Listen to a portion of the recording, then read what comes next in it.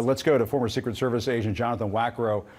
Jonathan, we were just trying to talk to you about this devastating testimony from Cassidy Hutchinson during the January 6th hearing earlier this week. And then late yesterday, CNN was able to confirm through a couple of Secret Service sources that yes, Trump was angrily confronting his agents in that presidential SUV on that day. When the agents said no, he went off on them.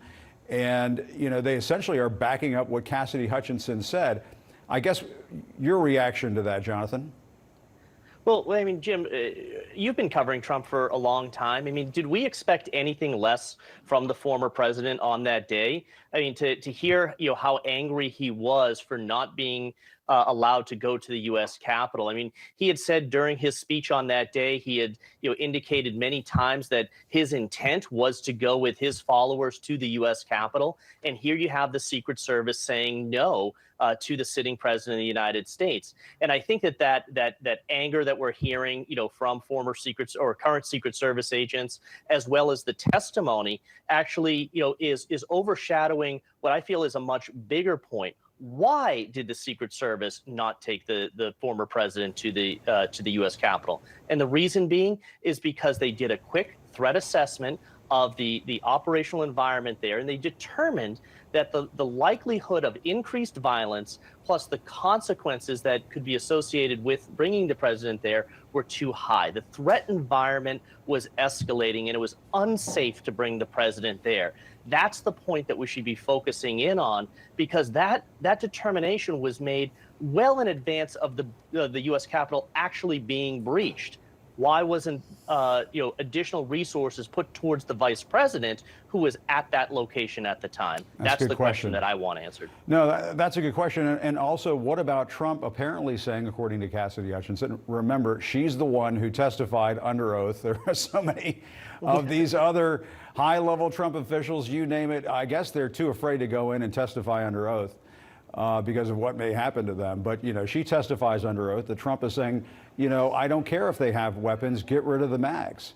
I mean, what does the Secret Service do in a situation like that? Well, listen, I think that the Secret Service as an institution that day was tested. The protective methodology was tested. You have the President of the United States saying, take the mags down, let these individuals into my site that we know now had weapons. Right? But the Secret Service isn't going to allow that. They said, no, we're not doing that. We're not taking you to an environment that is unsafe. The protective methodology and the approach that they take, stood its ground on that day. Just think about the enormous political pressure that those Secret Service agents and supervisors were under that day to say no, and they did the right thing. And I think that's an important fact to acknowledge at this point in time. Yeah, it's almost like they were protecting the office of the President of the United States from the President of the United States, essentially. And that's exactly it. I mean, you're keying in on something that we've said for a long time. Secret Service agents protect the president, but also the office of the presidency. Yeah. And Jonathan, Cassidy Hutchinson says she heard this story from then White House Deputy Chief of Staff for Operations, Tony Ornato. There's a photograph of him there. Our sources say he denies it. But I want to ask you about Tony Ornato, because prior to taking that job, he had been in the Secret Service for years, worked very close to Donald Trump, then became a political appointee in the Trump White House as a deputy chief of staff under Donald Trump, and now he's back with the Secret Service. Do you think it's appropriate for somebody like that to go back and forth, from a Secret Service position to a political position back to the Secret Service, when the Secret Service is supposed to be apolitical?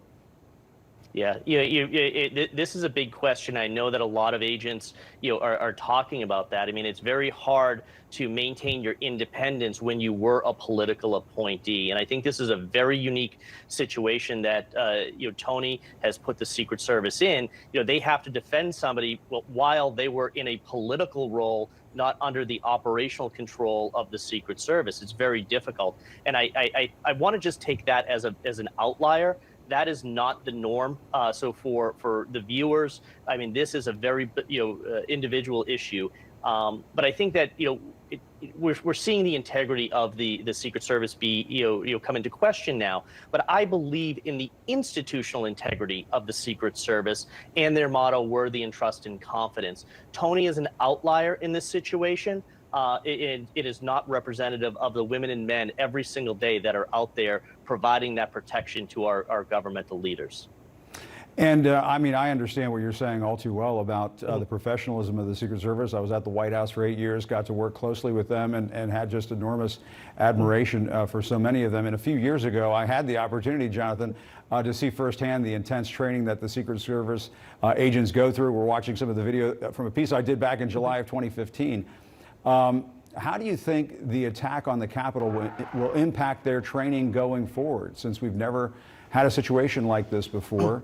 There I am, riding with some officers as they're doing some of these driving exercises and so on. I got to see all this firsthand. I mean, it's impressive what the agents go through in their training, and yet, because of this Trump experience, as you were saying earlier, the agency had been tested during those years. Well, listen, there's a saying in the Secret Service: complacency kills, and the agency will never become complacent, because they always have to, outpace the threat environment. The threats these days are dynamic and unpredictable, and the Secret Service has to be ready for every eventuality. And to that point, what they do is they do after-action reports. They're constantly looking back at what happened during a critical incident and get better. And here, I think when they look back on January 6th, they're going to see that there were communication breakdowns. Think about what I had said before. An assessment was made that it was too dangerous to bring the president to the U.S. Capitol. But we had our number 2 protectee there, the vice president. So what did we do to bolster the protection there in that moment, where the information flows going back and forth instantaneous to talk about this deterioration or this inbound threat to the U.S. Capitol? I think that's what needs to be focused in on right now, and that's going to make the agency better, but it's also going to make all law enforcement partners in the National Capital Region better for it as well. Right, in particular when, there is a conversation going on inside the administration, inside the White House with the vice president's team. They're worried about the vice president's safety.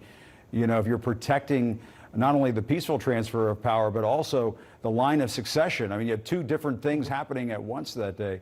My goodness, what a task for the Secret Service to deal with that day. Jonathan Wackrow, thank you very much. We appreciate it.